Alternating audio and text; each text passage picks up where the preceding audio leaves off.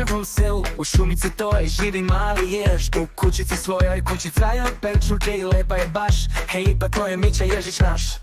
Jež, jež, mali jež, osmeh je na licu kad ugleda drugaricu Vevericu.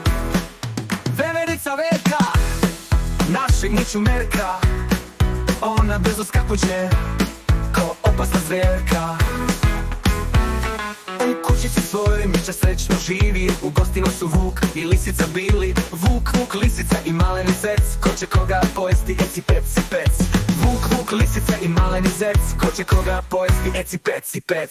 Jež, Vuk, lisica, prijatelji pravi zec i Verka zverka, najbolji drugari. Svi se lepo igraju, pevaju i druže, skakuću i trče, oko kuće kruže. Jež, jež, mali jež, osmeh je na licu kad ugleda drugaricu Vevericu.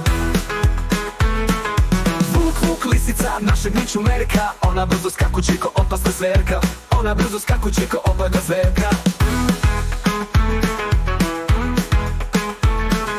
Vuk, lisica i maleni zec, ko će koga pojesti, eci peci pec. Jež, Vuk, lisica, prijatelji pravi zec i Verka zverka, najbolji drugari. Svi se lepo igraju, pevaju i druže, skakuću i trče, oko kuće kruže. Jež, jež, mali jež, osmeh je na licu kad ugleda drugaricu Vevericu.